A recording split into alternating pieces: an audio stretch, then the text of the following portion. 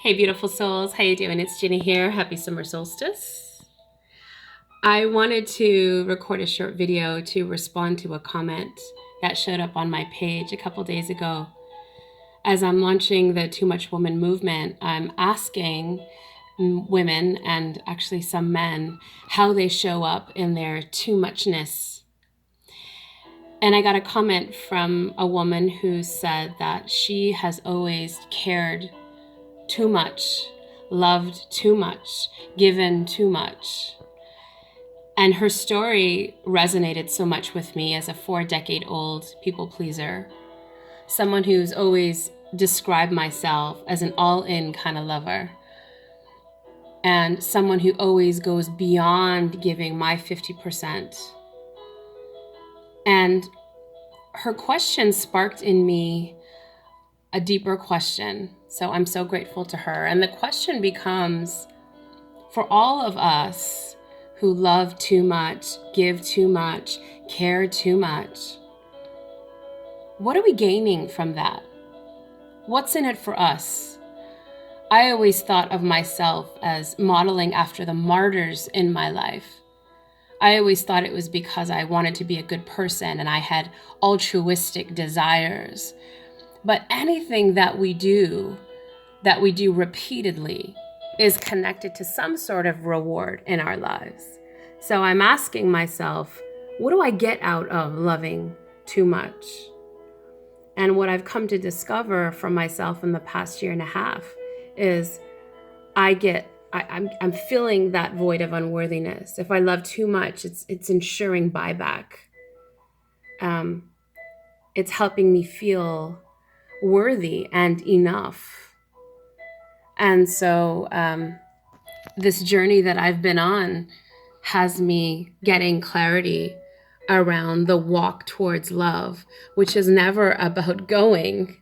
The walk towards love is always about coming back to and returning. It's that 180-degree pivot point that has me coming home to myself and daring me to look in the mirror unflinchingly. I mean, can you look at yourself unflinchingly in the eye?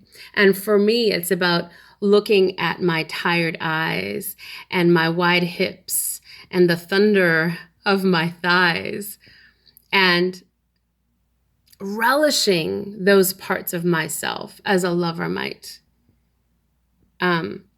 Seeing in them the story of my becoming, my coming to be.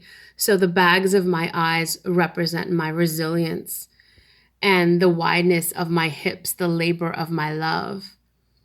And maybe the thunder of my thighs is indicative of the power of my stance. And my love for myself, the love that I have for me, that I'm developing for myself, it's provocative, it's defiant, and it scares people. Heck, it scares me. Who am I to love this flawed mystery? Nobody knows my scars and my shortcomings and my failures more than me. Nobody. And if I can look unflinchingly at myself and embrace and walk towards that love of myself, then I'm not looking out there. I'm not overextending. I'm not giving more than my 50%. I'm not overreaching. I'm not overbearing. There's not this sense of neediness to get it from out there. I can meet someone in a balanced love state. And this includes my kids. This includes in business.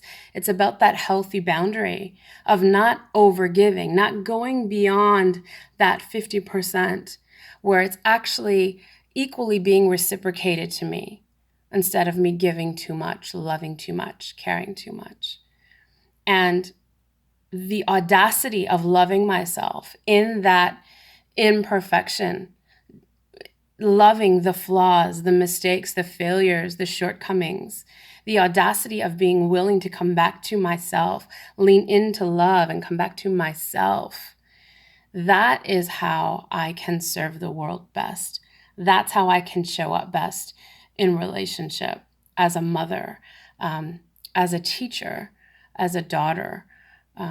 So today and every day, I push the reset button and I choose the return back to love, the return to myself, and the return home.